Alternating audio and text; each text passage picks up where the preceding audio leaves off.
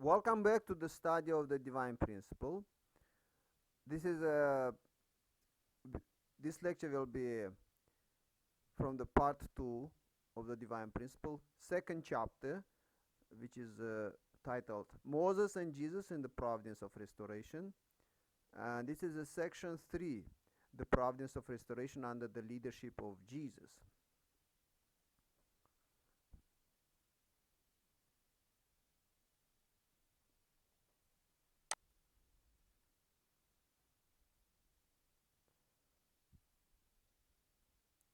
Due to the fall, human beings came under Satan's dominion and formed a hellish world. Jesus came as the second Adam to personally bring Satan to submission and establish the kingdom of heaven. The hell and heaven, the difference is that in the hell, the structure is very similar. Is the same. Just the dominion, the is the Satan under Satan. Everything Adam and Eve actually is opposite. Eve is in the position of subject. Adam is in the position of object, and their union, they are children, created family, nation, and world, which is dominated by Satan. Satan dominated the world. The world. This is hell. Heaven is when God is dominating the world. The order is God, Jesus, the man is in the position of subject, the bride is in the position of object, the union, family, nation, and the world, which creates the same structure. This is heaven.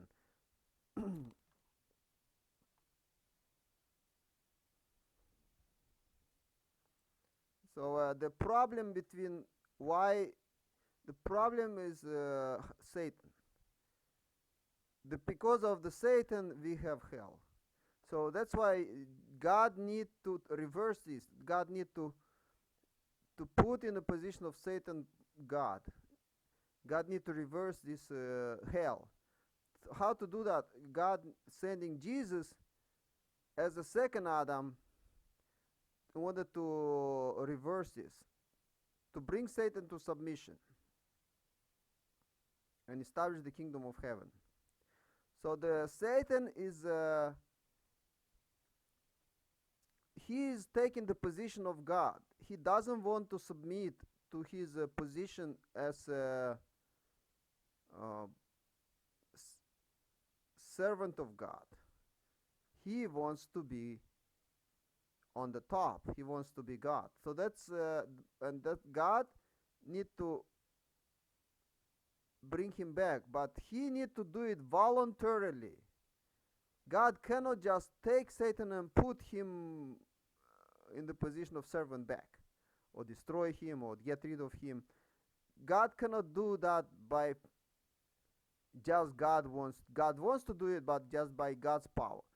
It's Satan need to voluntarily himself to submit to God, and that's why Jesus came to do this mission, very difficult mission.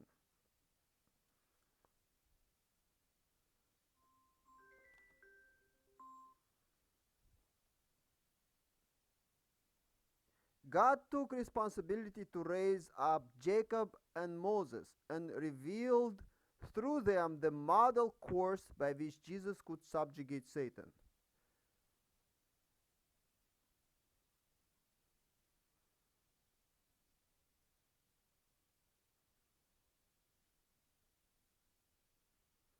Jacob walked the symbolic course, while Moses walked the image course to bring Satan to submission.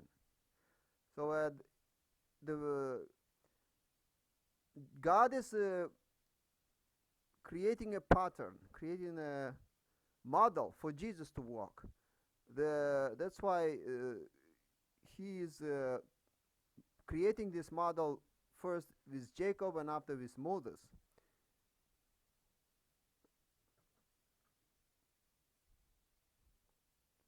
Their courses pioneered the way for Jesus to walk the actual course to subjugate Satan. Jacob was a symbolic course. Moses Jacob's course was a symbolic course. Moses' course was more like an image course. Jesus coming to fulfill to subjugate Satan in the actual course.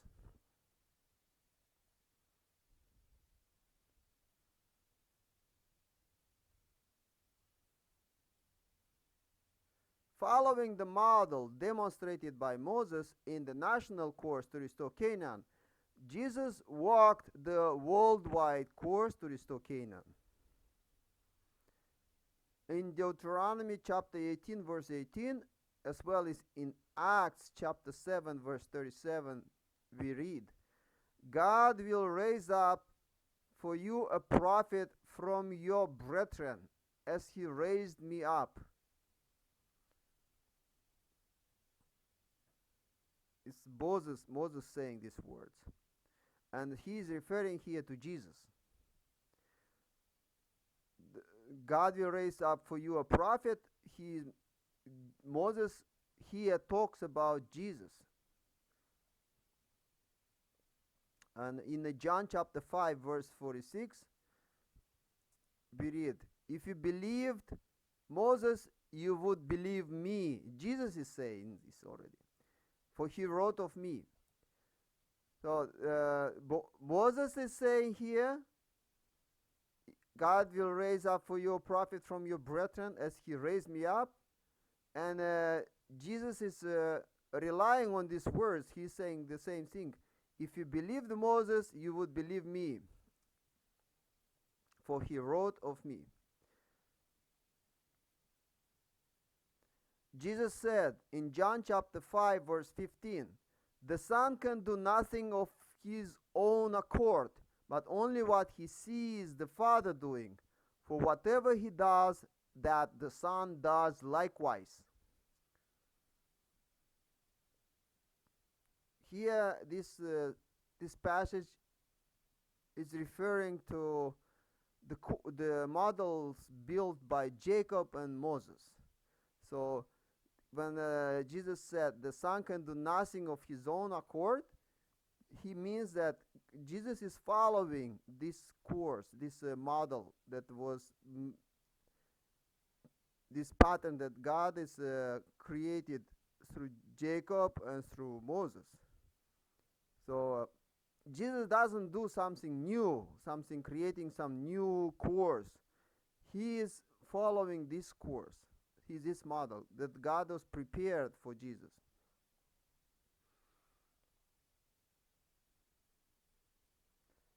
Jesus meant that God had revealed the model course through Moses and that he was following in Moses' footsteps.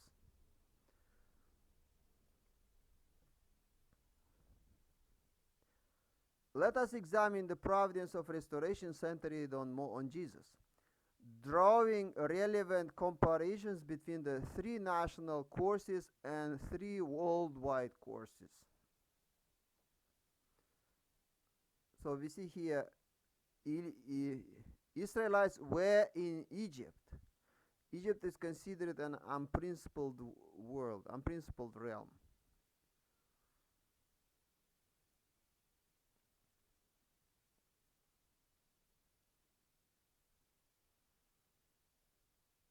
In the first worldwide course to restore Canaan, the central figure to restore the foundation of faith was John the Baptist. So we know that in order for Messiah to come, there is need to build the foundation for the Messiah. And this, in Jesus' time, this foundation was built by, the responsibility to build this foundation was on John the Baptist. He was the central figure to build the foundation for the Messiah.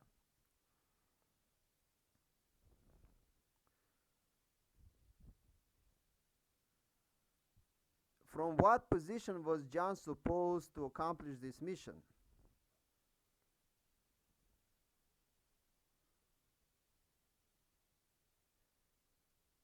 John restored the foundation of faith, parent position, and secured the position of Abel, through which the Jewish people could remove their fallen nature.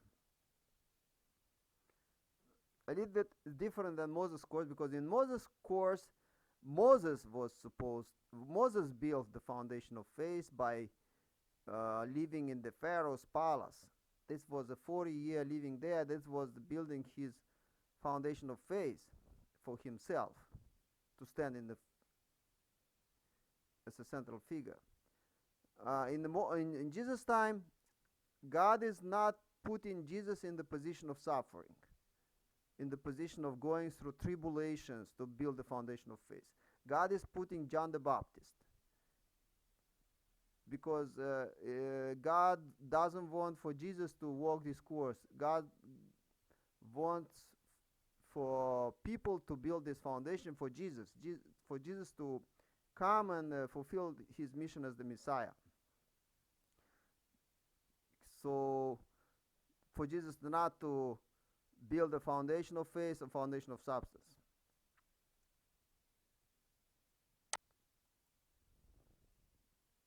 In this respect, John the Baptist stood in the same position as Moses. John the Baptist recovered the foundation on the world level, comparable to that of Moses, for the first national course to restore Canaan.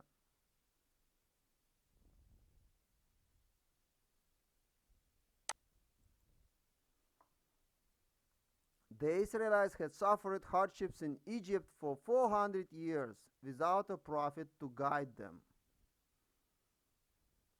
We know that after Abraham's descendants, Jacob's and his sons came to visit Joseph, who was in a high position in Egypt. And after they stayed in Egypt, they stayed there for 400 years and multiplied there. And they were in Egyptian bondage. So that was Israel's course in Egypt, suffering hardships there. They finally met Moses, who could lead them as a nation in preparation to receive the Messiah. Moses came on the foundation of those 400 years. In a similar fashion, the Jewish people suffered all kinds of tribulations under the oppression of the Gentile nations without a prophet to guide them during the 400-year period, which began with the prophet Malachi. So the Jewish nation was dominated, conquered by such nations as Persia, Greece, and Rome during these 400 years before Jesus came. So they were in bondage in this time, even though they don't have their nation. Here they had their nation, but they anyway were in bondage. They were under dominion of another nation. Same period, 400 years. They finally met John the Baptist, who could lead them to the Messiah. In Moses' day, the Israelites were to leave the satanic world of Egypt and travel to the land of Canaan.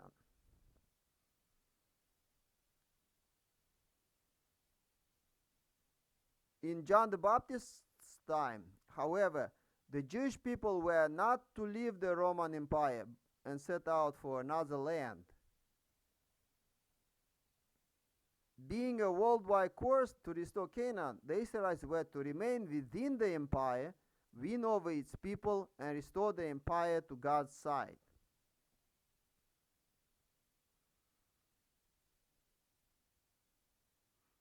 In the national course to restore Canaan, Moses broke the tablets of stone and struck the rock twice.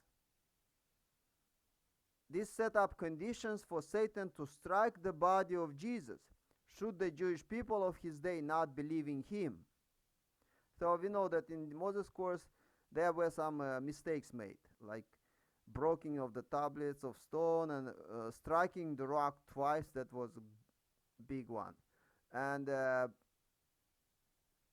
these were a bad condition which Satan was keeping to use for for the time when Jesus comes, so he can uh, m- he can influence people to not believe in Jesus, create a condition for people to reject Jesus. So that was the conditions made by from Moses' time. For Jesus to be released from this condition, the chosen people should have united around the temple, the image and representation of the Messiah who was to come.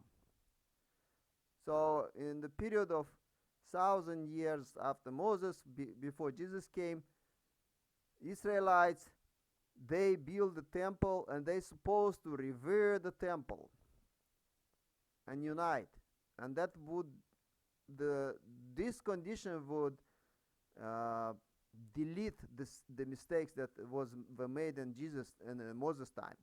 So Jesus wouldn't have that. Satan wouldn't have those conditions to attack Jesus when Jesus came. So that was the task of this time before Jesus came. However, over the years, the Israelites repeatedly lapsed into faithlessness and multiplied conditions for Satan to attack Jesus. Israelites didn't annul those conditions. They made it even more of them. To erase these conditions, God sent the prophet Elijah. Yet he did not complete his entire mission and had to return. In Malachi chapter 4 verse 5, we read about that. John the Baptist was the prophet who came as Elijah.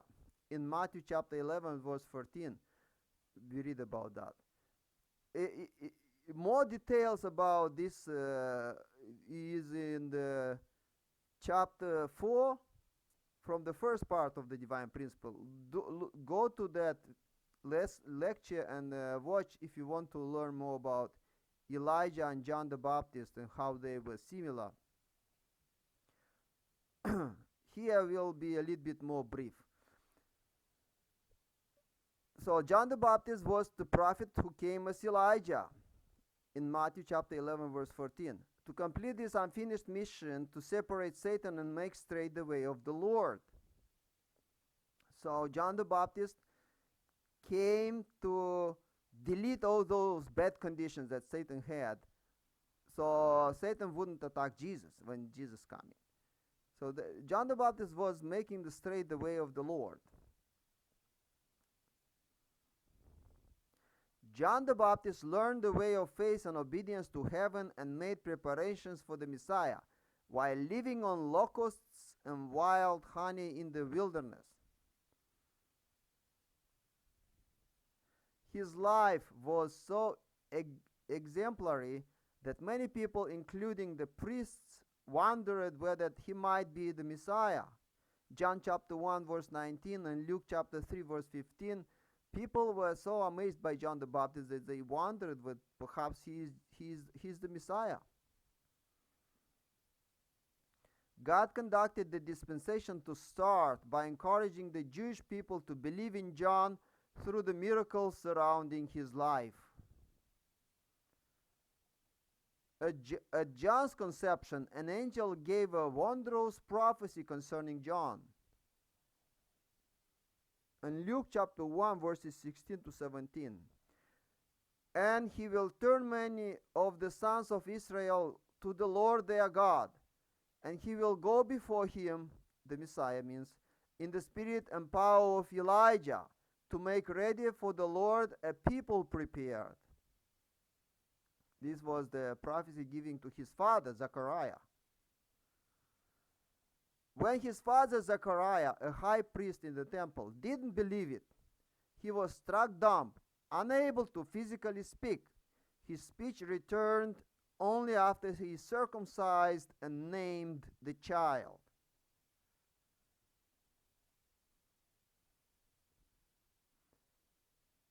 Though Through this and other miracles, the Israelites were convinced that John was a prophet sent by God. So people were amazed by these miracles, and they were convinced that John is some is a has is very important person, is a prophet sent by God. Another miracle was in Luke chapter 1 verses 65 to 66. And all these things were talked about through all the hill country of Judea, and all who heard them laid them up in their hearts, saying, What then will this child be? For the hand of the Lord was with him. Another miracle was that Elizabeth, the wife of Elijah, of Zacharias, sorry. Why Zechariah was so amazed? Because his wife, Elizabeth, was old and barren, but God said she will conceive a son, and he didn't believe that. He was struck dumb because of that. And his wife really became pregnant. This was a miracle that amazed people. So they were believing that John was special. Moreover, John led a life of prayer, asceticism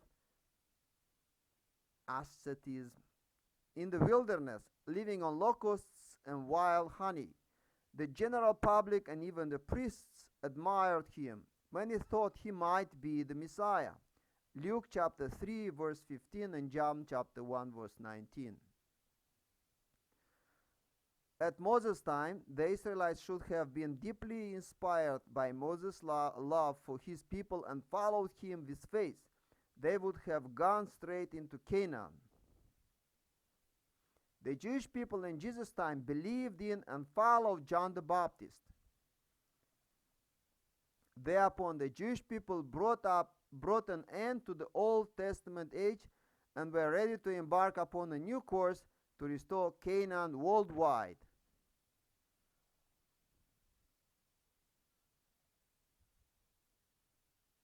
Yeah, they were ready to, were preparing for the Messiah, to enter a new age. In John chapter 5 verses 31 to 33, if I bear witness to myself, my testimony is not true. There is another who bears witness to me, and I know that the testimony which he bears to me is true.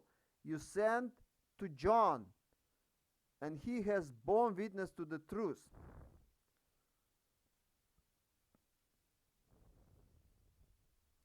Yet John harbored doubts toward Jesus, even though he had testified to him. He sent a delegation and asked Jesus, Are you he who is to come, or shall we look for another? Matthew chapter 11 verse 3. So initially John testified that Jesus is the Messiah at the Jordan River when he baptized him. He saw Spirit of God descend in the form of a dove, and he heard the voice, This is my son, whom I love, in whom I am delighted, and you shall follow him. His words, you listen to his words. This he testified that this is the anointed one. However, after that, John doubted Jesus. Initially he testified when he was in the Spirit, but when the Spirit left him, he started to doubt that Jesus is the Messiah. That's why being in the prison, Jesus sending a delegation to Jesus and asking, Are you he who is to come, or shall we look for another? These words very much hurt Jesus actually. Jesus denied that he was Elijah, even though he in fact came to fulfill Elijah's mission. John chapter 1 verse 21. This not only blocked the Jewish people's path to Jesus, it even led them to oppose him.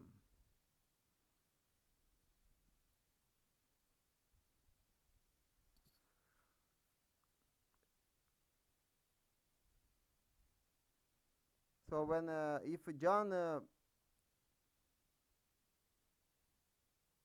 was supposed to unite with Jesus and support Jesus, follow Jesus after he recognized Jesus that he is the Messiah. However, John didn't follow Jesus, and he doubted Jesus.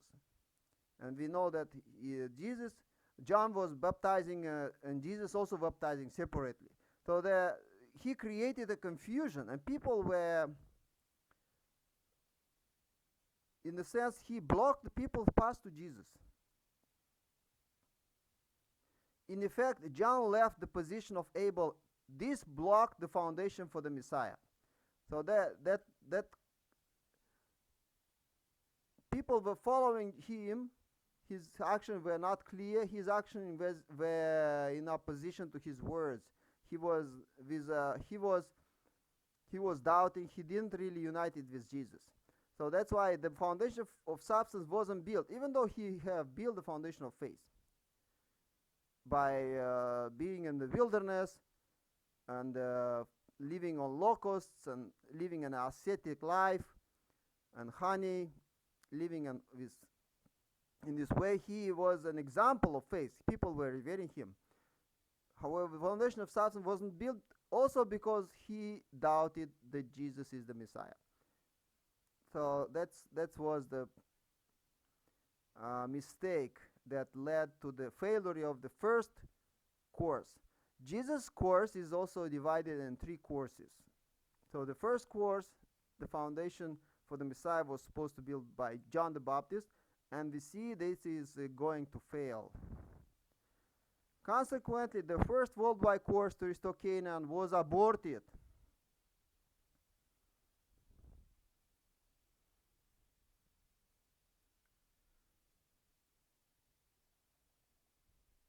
The foundation of faith which John had laid for the first worldwide course to restore Canaan was invaded by Satan. So although all that life that John the Baptist lived in asceticism and rigorous life of faith to build the foundation of faith, although that condition was lost, Satan took that condition. So was invaded by Satan. So let's go what happened next. In order to restore the foundation of faith in the second worldwide course to restore Canaan, Jesus lowered himself to assume the position of John the Baptist. So from here is starting the second course. The first course was failed because of John. Second course is starting, and Jesus is taking the John's mission. Jesus is building the foundation of faith and the foundation of faith himself instead of John. He lowered himself to assume the position of John the Baptist, because Jesus didn't come to build the foundation for himself. He came to be the Messiah, but he lowered himself to do the job of John. He already didn't perform the duty of the Messiah. He is not Messiah here when he performing the duty of John the Baptist. So we see Jesus gave us the Messiah that he yet didn't do the job of the Messiah. He is building the foundation upon which he can come as the Messiah himself.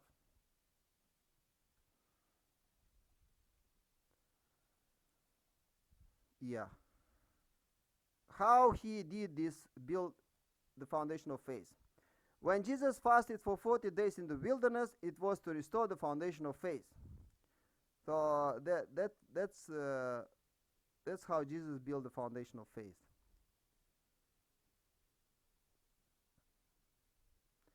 Jesus, who came as God's only begotten Son and the Lord of glory, was not meant to walk this path of suffering.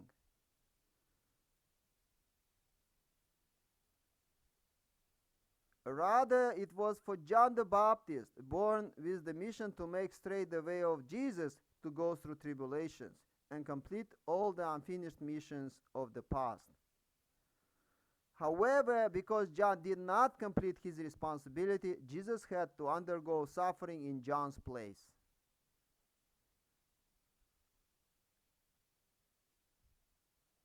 in Matthew chapter 5, verse 17 and 20. Think not that I have come to abolish the law and the prophets. I have come not to abolish them, but to fulfill them. Unless your righteousness exceeds that of the scribes and Pharisees, you will never enter the kingdom of heaven.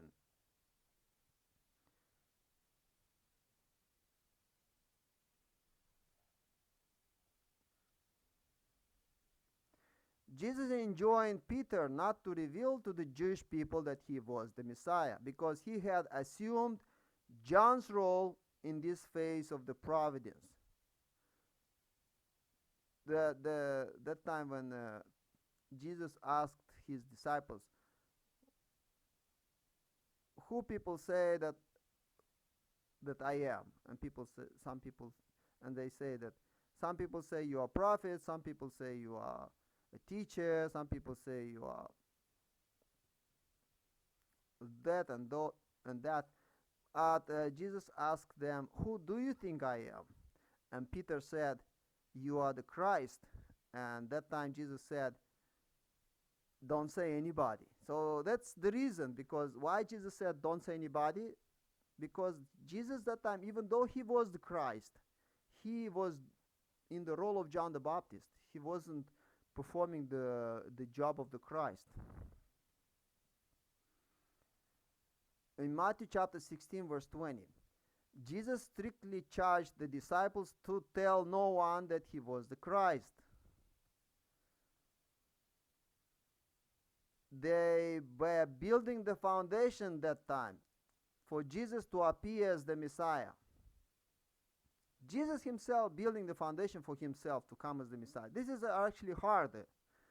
When you yourself proclaiming that you are the Messiah, for people is more harder to believe, rather than somebody who has already a high status, has already a reverence, like John the Baptist proclaiming that Jesus is the Messiah. That has much more power and people more eager to follow that.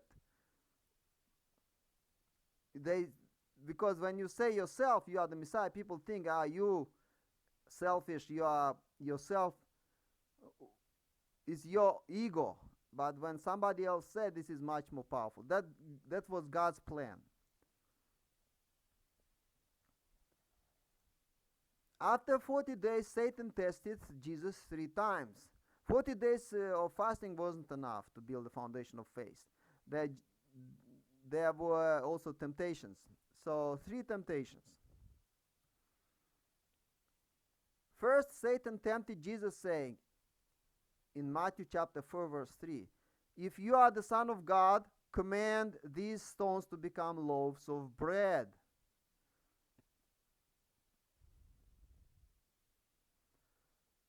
Okay, let's talk about these loaves of bread. The meaning of this temptation is that stone symbolize Christ, like tablets of stone, the 10 commandments. And this symbolizes the first blessing. The person fulfilling the reaching perfection, he is a child of God. He is being a stone, means being a person of perfection. The perfection in divine principle means first blessing, means like mind and body unity. When the body follows the mind, the subject is the mind, desires of the mind, which is seeking God, God's truth, God's love, and the body is following this mind to live for the sake of others. And the person who is not perfect is when the body is the subject, when the desires of the body to eat, to drink, to sleep, sexual desires, desires of comfort, is symbolized by the bread. So that when the body becomes subject and mind is following the body, this is a person who is not perfect.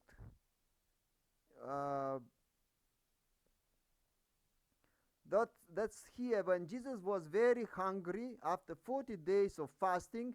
Satan was tempting him. He was it's very easy to fall into this temptation because uh, during the 40 days Satan didn't tempt him because it was a determination to not eat. However, after finished those 40 days, uh, you are permitted to eat, and it's very easy uh, to to fall into this temptation when you are following the desires of the body. So that's when Satan came. When you allow yourself to eat, but Satan coming and say, turn this stone into bread, and this actually has this meaning of uh, don't uh, follow your bodily desire, not your mind desire. If Jesus would fall into this temptation, it would symbolize that Jesus is not a perfect man. So he didn't fulfill the first blessing. Jesus understood this, and Jesus actually not just understood this. Jesus uh, felt what is right. He knew that this is wrong, and he just followed the desires of the mind, the conscience. The second temptation, Satan took Jesus to the pinnacle of the temple and challenged him to throw himself down.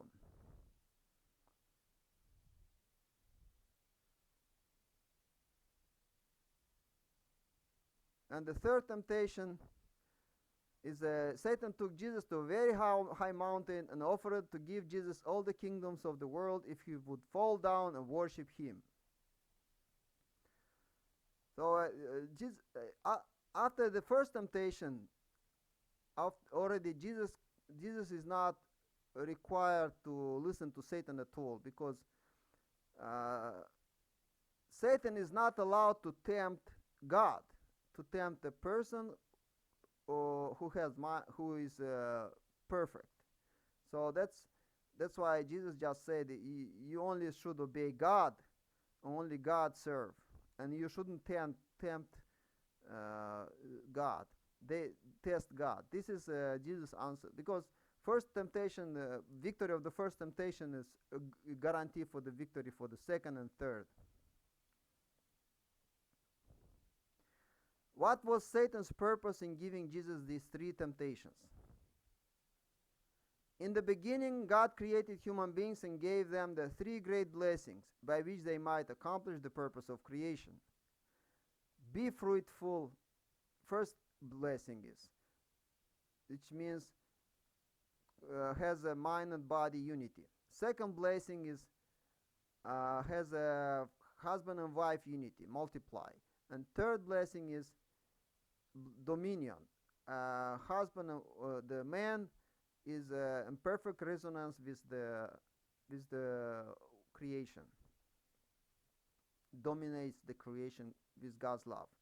In the beginning, God created human beings and gave them the three great blessings by which they might accomplish the purpose of creation. Satan deprived humankind of the three blessings. Jesus came to restore these blessings. Therefore, Satan tempted Jesus 3 times to prevent him from restoring the three blessings. Jesus was tempted to turn the stone into bread to satisfy his physical hunger.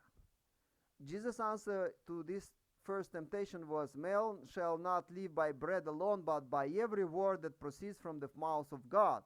Matthew chapter 4, verse 4. In his reply, Jesus meant that although he was starving, he was less concerned about keeping his body alive than becoming the bread of life that nourishes every fallen person with spiritual nourishment from heaven. John chapter 6, verse 48 and 53 to 53 is describing this.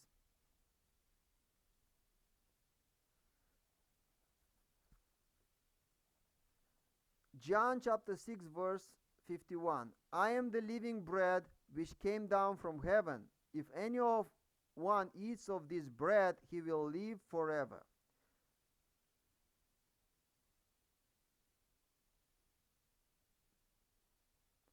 This test was conducted so that Jesus could reestablish himself as one who has attained perfection of individual character and regain the position of the Messiah. By his victory over this temptation, Jesus could restore God's first blessing, which Satan deprived humankind of when the first human ancestors fell. He became the temple of God.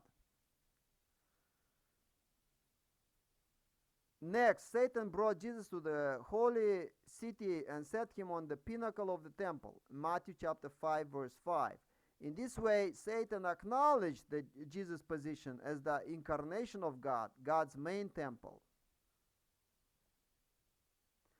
When Satan dared Jesus to throw himself down, he wanted to usurp Jesus' position by enticing him to fall to the lowly state of a fallen person. So even though Jesus was the temple of God, he was on the pinnacle of the temple. Satan still have hope that Jesus would fall to the position of a fallen person from that position that he have. He is saying for Jesus that time, if you are the Son of God, throw yourself down and God will save you. The angels of God will catch you and you will not be harmed.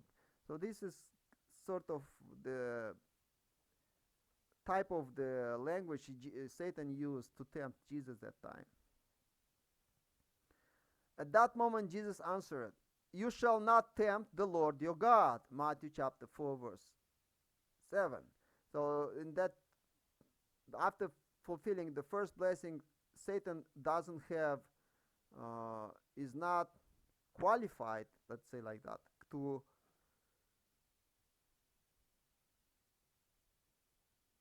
tempt the Lord of your God. So Jesus is saying that you are not in a position to tempt me. It was an unprincipled act for an angel to attempt to usurp the position of Jesus. So Jesus' response meant that Satan should not test God by tempting Jesus, the incarnation of God. So the angels and people are on the different positions. Angels are servants, people are children of God. So in here, the Satan is trying to do the same thing that he did with Adam. He took the position of Adam and put Adam under his dominion. So he wanted to do the same with Jesus, but Jesus put him in his place. By overcoming the second temptation, Jesus, as the bridegroom and the true parent of humanity, restored God's second blessing.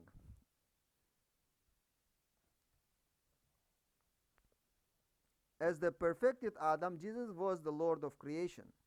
1 Corinthians chapter 15, verse 27, we read, "For God has put all things in subjection under his feet." Recognizing Jesus' position as the Lord of creation, Satan took Jesus in spirit to a very high mountain and showed him all things under heaven in their glory, saying, in Matthew chapter 4, verse 9, "All this I will give you if you will fall down and worship me." Jesus replied, "Begone, Satan, for it is written, you shall worship the Lord your God, and him only shall you serve." Matthew chapter 4, verse 10. So again, here Jesus is saying, you are not in no position to tempt me. You should be worship only God. We don't worship other things, other beings. We don't worship. Only God we need to worship. You cannot worship you. By prevailing in the third temptation, Jesus set up the restoration of God's third blessing. Also, this shows that only God you should serve. Shows that Jesus is not in the midway position, that he has two masters, God and Satan. He's saying this is a principal position. He's saying only God you should serve. There is no other anybody else whom you need to serve, to worship. Also, the Ten Commandments also is saying, has a commandment and saying that only God you should worship. No idols you should worship. So by prevailing in the third temptation, God set up the restoration of God's third blessing. Have dominion over the creation. Jesus said, "Begone, Satan," because there was no longer any basis for Satan to contend with Jesus. Through his 40-day fast, Jesus attained the same position for the second world course that Moses had assumed in the second national course by enduring a 40-year exile in the Midian wilderness.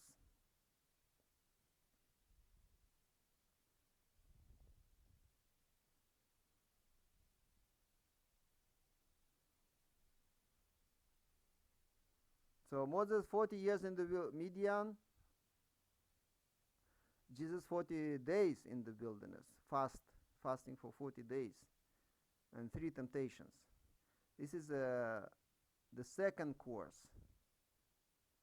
of Moses and second course of Jesus and worldwide course. God conducted the dispensation to start the second national course to restore Canaan by providing the 3 signs and 10 plagues. 3 signs were the staff turning into serpent, the hand became leprous and after healed, and the water turned into blood. So that's the 3 signs and 10 plagues. We know about 10 plagues. And in the case with Jesus, okay, the 10 commandments were given to restore the 10 plagues. The 3 manifestations of divine grace, the tablets, ark, the tabernacle, were given to restore the 3 signs.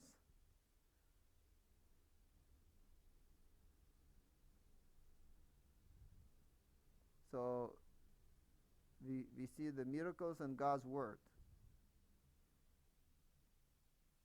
Therefore, God conducted the dispensation to start the second worldwide course to restore Canaan based on Jesus' own words and miraculous deeds. So the word is here, God is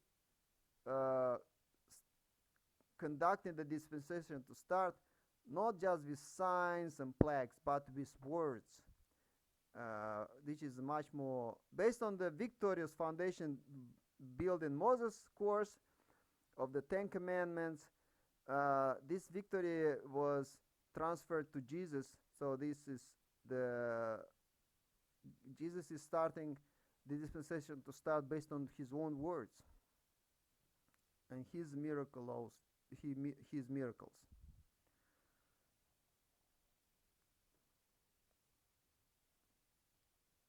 John chapter 5 verse 36. But the testimony which I have is greater than that of John. For the works which the Father has granted to me to accomplish, these very works which I am doing bear me witness that the Father has sent me.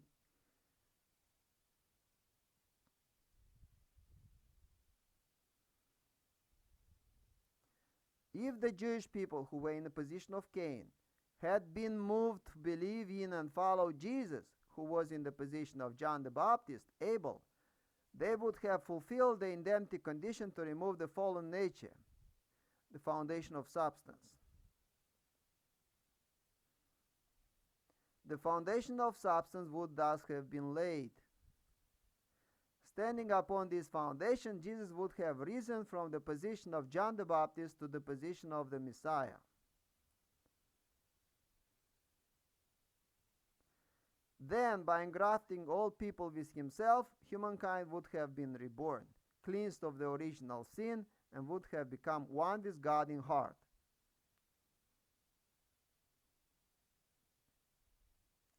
They would have restored their original God-given nature and built the kingdom of heaven on earth in Jesus' day,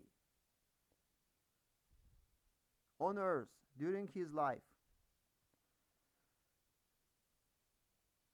Satan, who was defeated in the three temptations, left Jesus until an opportune time.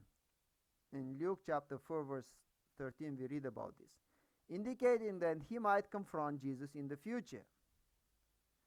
Satan did confront Jesus again through Judas Iscariot, the disciple who betrayed him.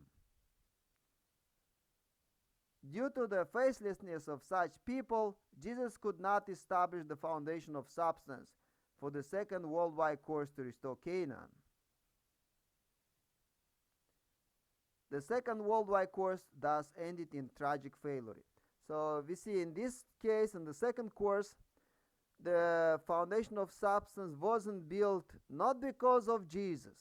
Jesus' tragic failure, this means crucifixion. He was crucified not because of his own failure, but because of the disciples' failure and Jewish people's failure to believe in him, unite with him. So the failure in the Jesus course happened not because of Jesus. So it's all because of people who didn't follow Jesus, didn't fail to unite with Jesus. So Jesus is not to be blamed in here.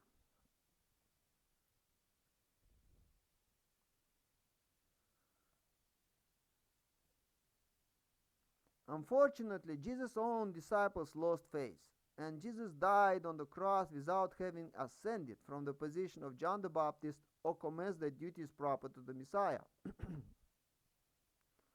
So, Jesus didn't even start to be the Messiah. You see, the foundation for the Messiah was not built. He was performing the role of John the Baptist. He is Messiah, he wasn't Messiah in a way. God had personally been guiding his beloved chosen people up to the time Jesus appeared as the Messiah.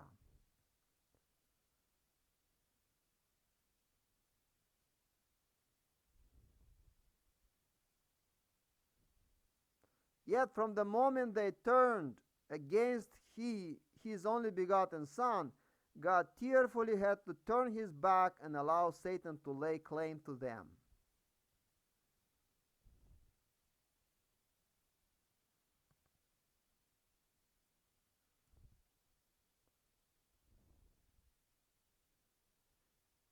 In John chapter 18, verse 36, my kingship is not of this world. If my kingship was of this world, my servants would fight, that I might not be handed over to the Jews.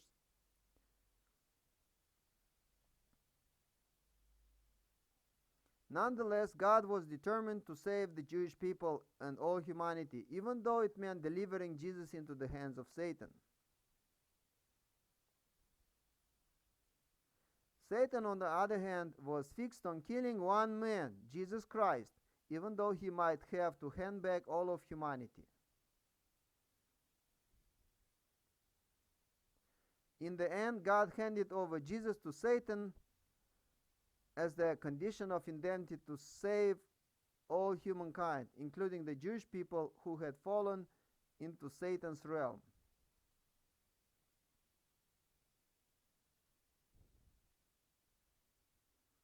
First Timothy chapter 2, verse 6.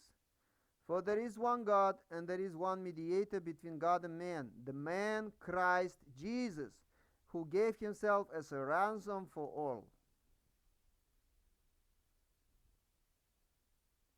Satan thought that by killing the Messiah, he could destroy the entire providence of God.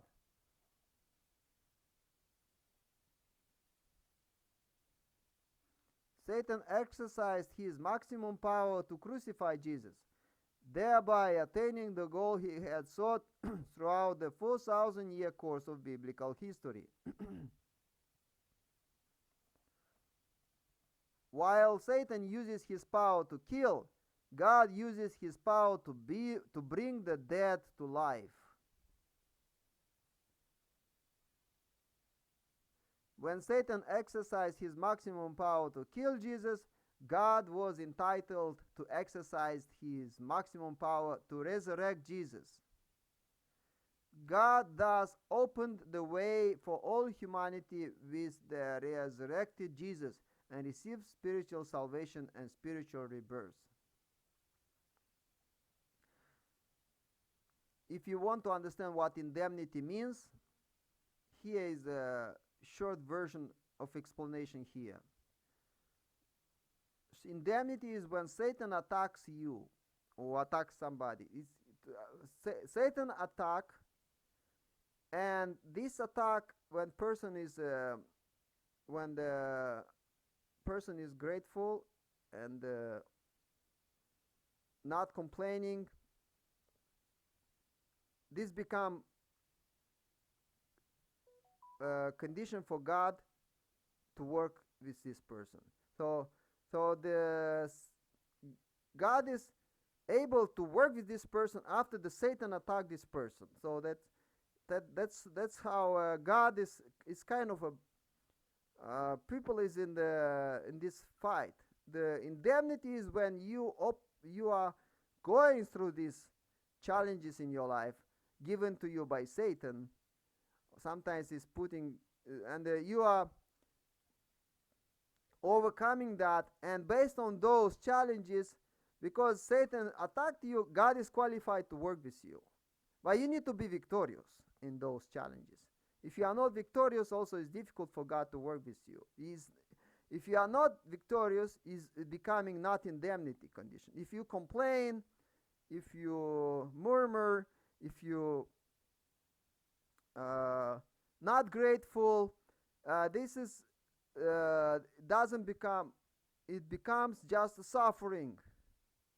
If you want, the difference between indemnity and suffering is that when hardships come, you are willingly, voluntarily, happily going through these trials, through these challenges that are coming in your way. And this becomes, and with the purpose in having heart, is to bring joy to God, in a sense. You think about repentance, all these things coming into play. Gratitude, repentance, and based on this, God is working in your life. So God cannot just work just out of nowhere in your life. It based on those conditions. Why cannot work? Because we are fallen people. So that's why God working when you're making conditions. This is here. This when Satan attacked Jesus and killed him, Satan exercised his maximum power to kill Jesus. God was entitled. This is the word entitled here. Because of this, God has the entitlement to resurrect Jesus.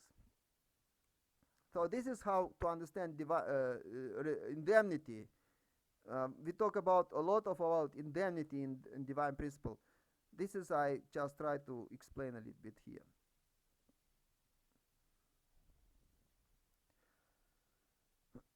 When the Second Worldwide Course ended in failure, the foundation of faith which Jesus established was lost to Satan. So here again we see that the foundation of faith, Jesus established this foundation. Jesus didn't fail, but because people failed to unite with Jesus, anyway, the foundation of faith was lost to Satan. And here was the failure of the second course. After Jesus gave up his body on the cross, he restored the foundation of faith by assuming John the Baptist's mission spiritually during the 40-day period from his resurrection to his ascension. Here we entering already in the third course. In the third course, these 40 days of after Jesus resurrected, he was 40 days period in his on the earth working with his disciples until his ascension. He appeared to disciples many times in a closed door, in a room with closed doors. He was sometimes eating with them, sometimes appearing to them on the road when they were traveling to Emmaus. This is this 40-day was the period to build the foundation of faith for the third course, which was a spiritual course, because Jesus appeared spiritually to people in a spiritual way. It wasn't a bodily way. For them appeared to be a bodily way, but it was a spiritual way. I recently watched a clip in YouTube when one security guard who was caught on the camera was talking to somebody else, and the camera didn't show anybody. He was talking with nobody, and his earpiece, the people who was watching him was asking him whom you are talking to, and he is saying the person whom he is talking to, and what he was talking to that person, and that the people say, you are here, doesn't appear anybody, you are talking with nobody. And that time he was afraid, and he ran away. For him it was for that security guard appear the person, the ghost of that person appear as real as a living person. So that's how Jesus appeared to his disciples, not in a physical way. When they say that they touched him and his holes, they also people have a spiritual sense. You have 5 physical senses and 5 spiritual senses. You have a spiritual sense of touch. So you have kinesthetic feelings. So they were touching Jesus with their spiritual kinesthetic feelings. They were feeling spiritually about Jesus. They were seeing him, hearing him. Everything was a spiritual phenomenon. That's why Jesus appeared to them in a room with closed doors. When they were traveling toward Emmaus and Jesus appeared to them, they even didn't recognize him. For a long time they were talking. They were traveling and talking with each other, and after, in the end, they start to recognize him, and he suddenly vanished. They say that Jesus was eating fish when he was resurrected, and he was eating fish. We know that in Abraham also was meeting angels, and they were eating together. Also the Lot, eating with angels came to Lot, and they were eating unleavened bread. This is a spiritual phenomenon. It appears physical, but actually is a spiritual, because we have spiritual eyes, and we can see the spiritual person, and appears to us as a physical. It's real as a physical. That was Jesus works on the earth in a spiritual body for 40 days. That was to build the foundation of faith for the third course. Jesus still wasn't performing the mission of the Messiah. He was still performing the mission of John the Baptist spiritually, to build the foundation for the Messiah, for himself to come on this foundation. So it is clear from the biblical record that the resurrected Jesus was not the same as he had been when he had lived before his crucifixion. The resurrected Jesus was no longer a man seen through physical eyes, because he transcended time and space. This spiritual foundation of faith by the resurrected Jesus is comparable to Moses' foundation of faith through his 40 years in the wilderness. So Moses, together with Israelites, were 40 years in the wilderness, building the foundation of faith for the third national course. Jesus is building the foundation of faith for the third worldwide course through these 40 days of his appearance in a resurrected state, working on the earth. So that's the meaning of those 40 days of Jesus resurrected working on the earth, to build the foundation of faith for the third worldwide course. In discussing the third worldwide course to restore Canaan, we should discern in what respects this course was different from the third national course to restore Canaan. What's different? Even when the Israelites fell into faithlessness, the tabernacle remained intact. Jesus, who came as the fulfillment of the tabernacle, was crucified. Physical and spiritual aspect of tabernacle preserved.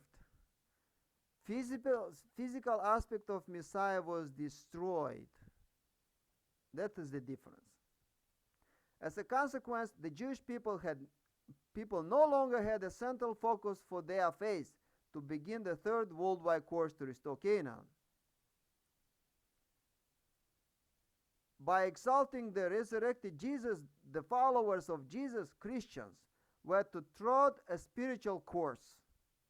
It was a spiritual course, not a physical course.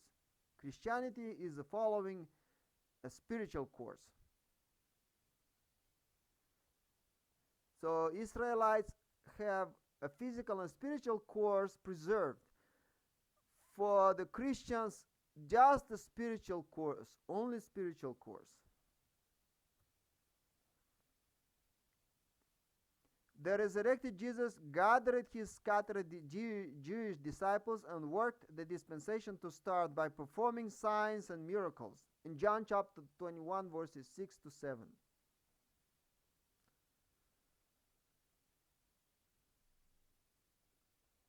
Jesus stood spiritually in the position of Abel. The faithful believer stood in the position of Cain.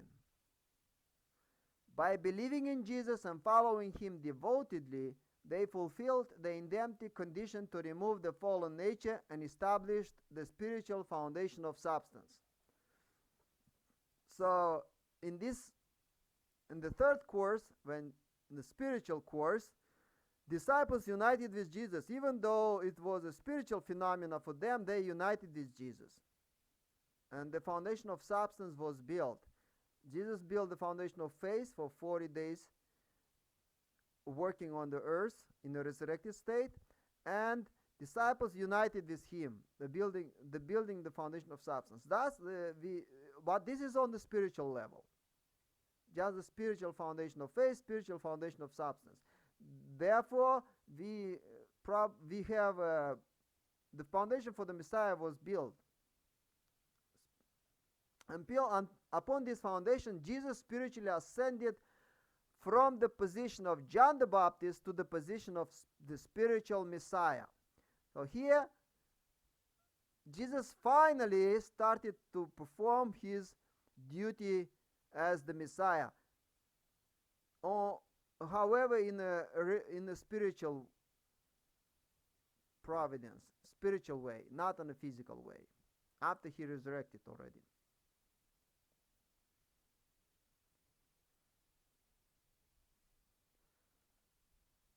He sent the Holy Spirit.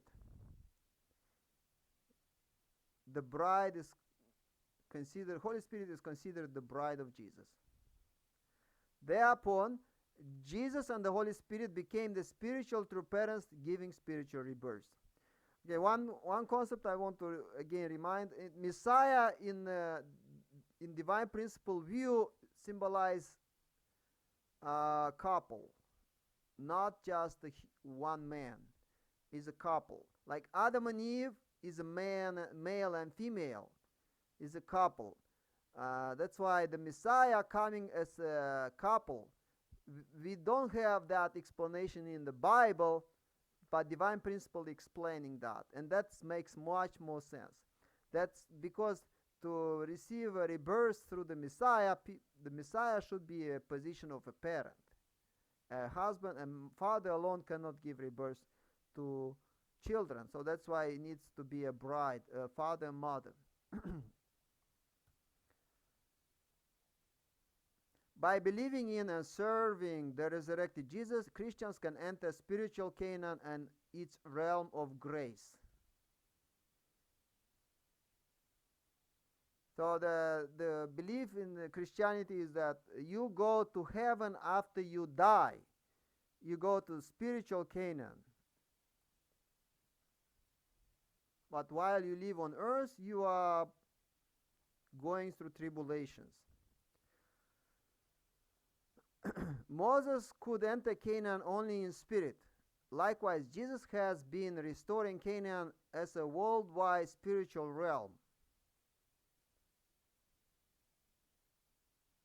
Joshua walked the substantial course, actually conquering the promised land on the national level. Like Joshua, Christ at the second advent will complete the third worldwide course and substantially build the actual kingdom of heaven on earth. So that's why we're waiting for the return of the Christ.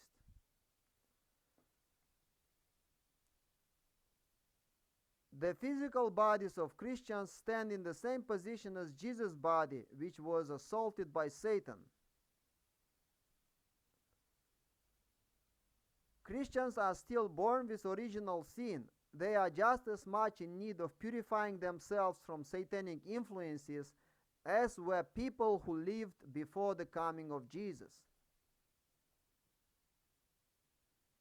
Hence, Christians must still walk a course of separation of Satan to prepare for the second coming of Christ.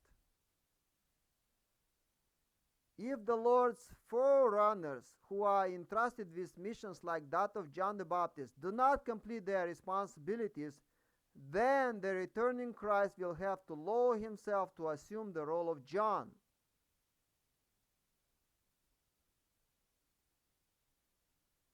Same like Jesus' situation was. In such an eventuality, he will walk a path of suffering, repeating Jesus' painful course.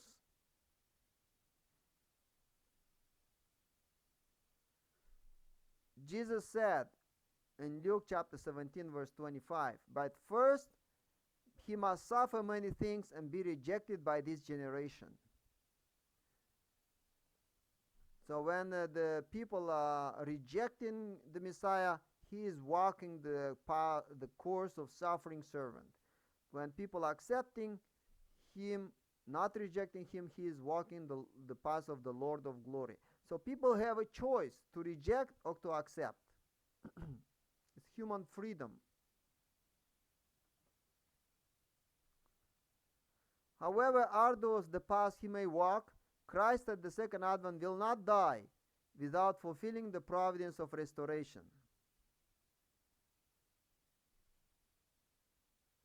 God's providence to raise up the true parents of humankind will be successful on the third attempt. No matter how bitter his tribulations may be, Christ will gather disciples and guide them.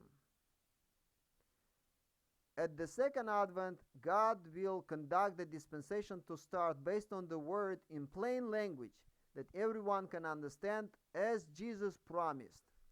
John chapter 16 verse 25. It's this, as I read, I remember, "Will not speak to you in parables, but plainly testify about the Father." I speak to you in symbols and parables because you cannot understand, but the time is coming when I will tell you plainly about the Father. That's how the second advent will proclaim the truth. And you can see the expression of truth in the divine principle, which is very well easy to understand. I actually recommend everyone, please read this book. It's an amazing book, and it will clarify your understanding of God's providence. Upon that foundation, Christ will engraft all humanity with himself, cleansing them of the original sin and restoring them to be God's children, born of his lineage.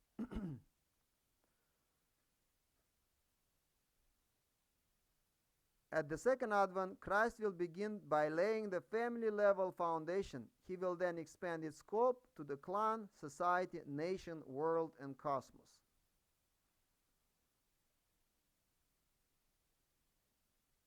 Adam and Eve were meant to be the parents of humankind. They were to become husband and wife, bear and raise children, and form a family. They were to form a family with the heart of parents, the heart of husband and wife, the heart of brothers and sisters, and the heart of children. In this manner, God intended to build his kingdom on earth through his own children, born of his heavenly lineage. The primary significance of the fall was that the first human ancestors formed a bond of blood ties with the archangel. Satan is the fallen creator, fallen parent of the fallen first ancestors. They created these blood ties. And that's why we became the children of Satan, because we are connected with Satan through blood. That's the purpose of the providence, for the people to change their parent from Satan to God. The blood lineage need to change. All humanity descends from a fallen blood lineage. All of humanity has been bound to Satan's lineage and are born as a child of the devil. Matthew chapter 3 verse 7, chapter 23 verse 33, and John chapter 8 verse 44 is saying this. The ultimate purpose of God's providence of restoration is to transform fallen people into children born of God's direct lineage.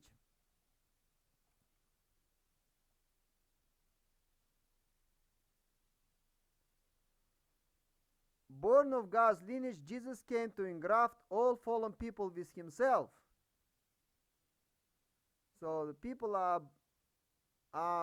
the fallen tree, and Jesus coming as a tree of life, and they can be engrafted with Jesus into this tree of life by being born again through Jesus. And they can become saved and become trees of life themselves. Jesus and his bride were to cleanse fallen people of the original sin and restore them as children of God's lineage. To be born again, need a father and mother. So the people can change the blood lineage by being born again through new parents. That's why Jesus should be married and should have a bride. And that's why Messiah is a couple.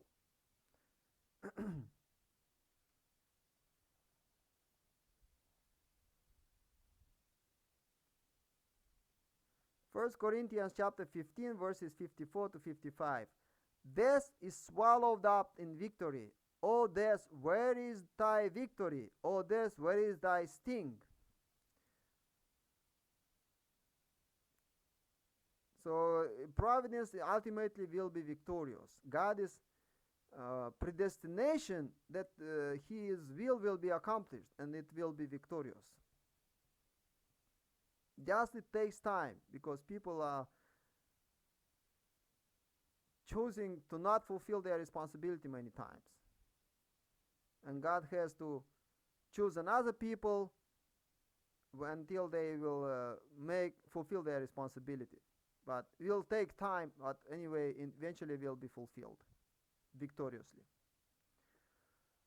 After his resurrection, Jesus stands as the spiritual Messiah and has been engrafting his faithful followers with himself, though only spiritually.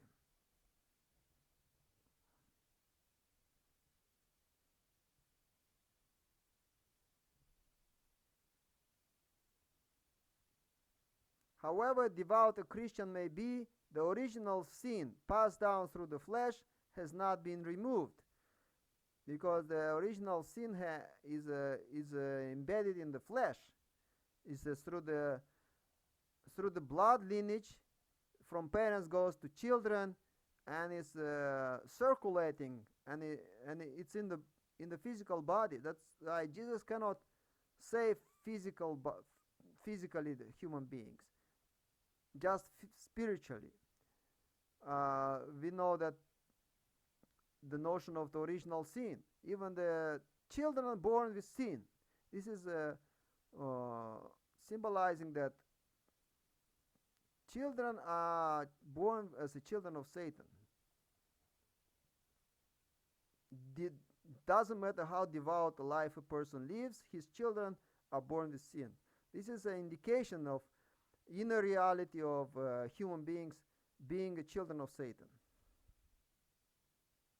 Because Jesus wasn't able to fulfill his mission while being alive on earth. So that's why Jesus needs to come on the earth again in the flesh to fulfill this mission with his bride. Christians are at best God's adopted children because they do not stem from God's lineage. That's what Paul said about this actually.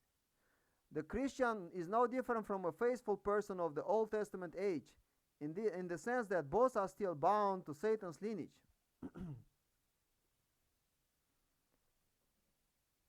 Christ at the second advent must realize on earth God's ideal which was left unfulfilled at the first coming. For this reason he must be born on earth in the flesh.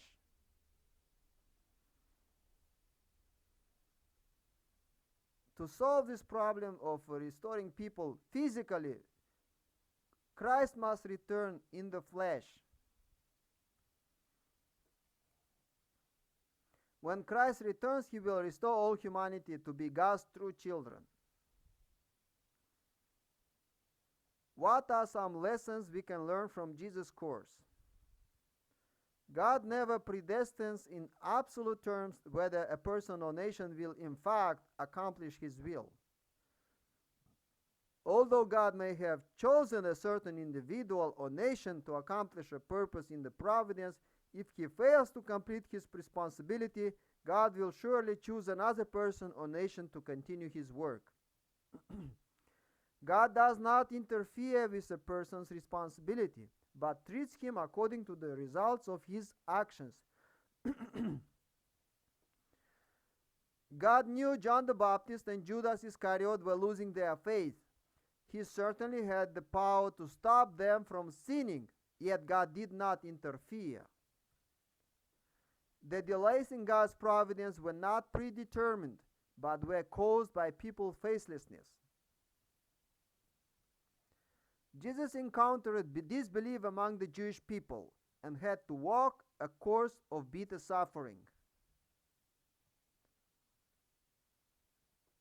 Likewise, if Christians, the second Israel, reject Christ at the second advent, he will have to go through tribulations comparable to Jesus. If Christians reject him in disbelief, he will have to abandon them, raise up a third Israel, and work with them to bring fulfillment to God's providence. If people who are watching this lecture want to become part of the third Israel, you need to study this teaching. End of section 3. Thank you very much for your kind attention. We finished the second chapter of the second part of the divine principle, which is entitled Moses and Jesus in the Providence of Restoration. We finished this third section, which is Jesus' course in the Providence of Restoration. And waiting you for the next chapter of this book. Please, which is chapter 3 from the second part, will be about the periods in the history. We'll talk about the how history was developing. Thank you very much and have a great day.